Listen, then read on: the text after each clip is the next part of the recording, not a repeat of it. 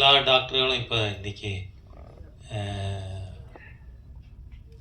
செக்கப்புக்காக வந்திருந்தேன். நீங்கள் பார்த்தீங்கன்னா டாக்டர் சொல்கிற முதல் வார்த்தை, இவ்வளவு சீக்கிரம் பெரலிட்டிக் ஸ்ட்ரோக் வந்து ரெக்கவர் ஆனவங்க ரொம்ப ரேர் அப்படின்னு சொன்னாங்க.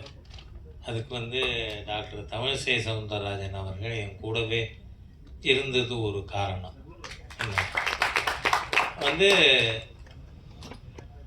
நாம் எதுவுமே இயல்பாகவே செய்யணும் அப்படின்னு நினச்சா நம்மளை படுக்க போடுறது இயல்பாக ஒரு நடந்த நிகழ்ச்சி மாதிரி இன்றைய தினம் 6 மாதத்துக்குள்ள உங்களுக்கு நடுவில் பேசக்கூடிய அளவிற்கு ஆண்டவன் எனக்கு உதவி இருக்கான். அதை வந்து நம்ம மறுக்கவே முடியாது.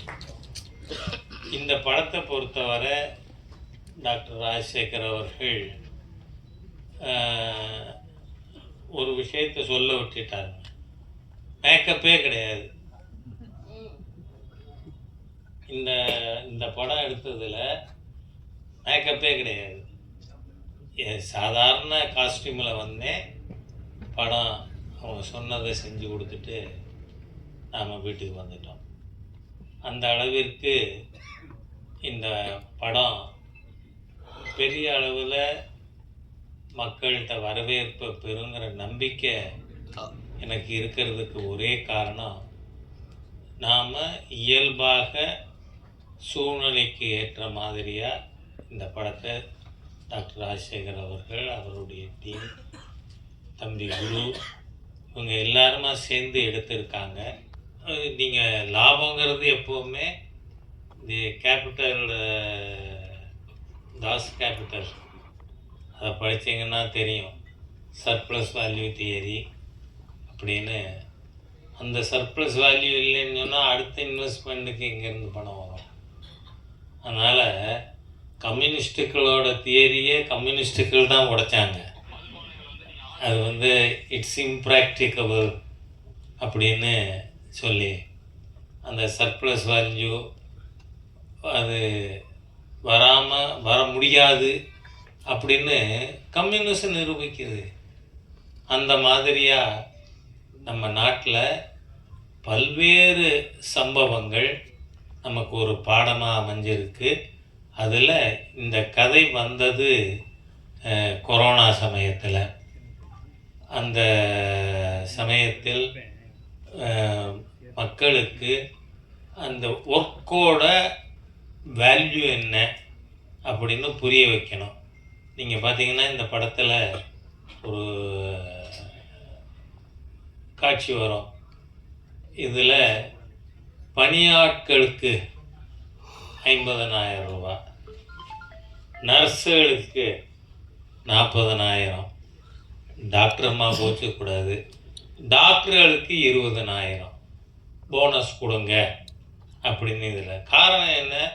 24 மணி நேரமும் உழைச்ச ஒரு கம்யூனிட்டி உண்டுன்னு சொன்னால் அது அந்த சுத்திகரிப்பாளர்கள்.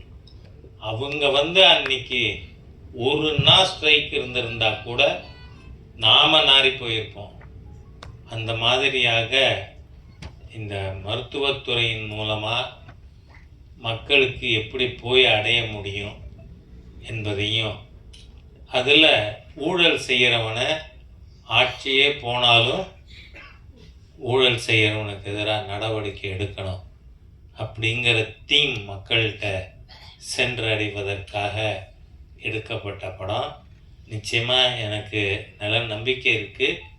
வர்ற வெற்றி விழா நடக்கும் பொழுது நான் ஓடி போய் மைக்கில் நின்று பேசுகின்ற அளவிற்கு நிச்சயமாக இருக்கும் என்கின்ற என்னோட நம்பிக்கையும் தெரிவித்து, இந்த படம் வெற்றி பெறணும். அதை மக்கள் அனைவரும், ஏன்னா இன்னைக்கு 3வதுன்னா சூப்பர் ஸ்டார் ரஜினிகாந்த் அவர்கள் என்னை பார்க்க வந்தார். அப்போது வாங்க எப்படி இருக்கீங்க அப்படின்னு கேட்டேன்னா, என்னங்க நீங்கள் எப்படி இருக்கீங்கன்னு பார்க்கறதுக்கு நான் வந்திருக்கேன், என்ன எப்படி இருக்கீங்கன்னு நீங்கள் கேட்குறீங்களேன்னு. டாக்டர்ஸ் வேர் சர்ப்ரைஸ்டு. பெரலிட்டிக் ஸ்ட்ரோக் வந்தவர் அவர் வாங்கன்னு வரவேற்கிறார் அப்படின்னா அந்த அளவிற்கு ஆண்டவன் அருளோடு இருக்கான் அப்படிங்கிறத நாம் மறுக்கவே முடியாது. எனவே இந்த விஷயத்தில் படம் மிகப்பெரிய வெற்றியாக ஓடும். அந்த ஓடுறத ராஜா ஓடி போய் பார்ப்பான். அந்த அளவுக்கு சூழ்நிலை இருக்கும், உங்களுடைய ஆசை இருக்கும் அப்படிங்கிறத தெரிவித்து வார்த்தைகளை நிறைவு செய்கிறேன். வணக்கம்.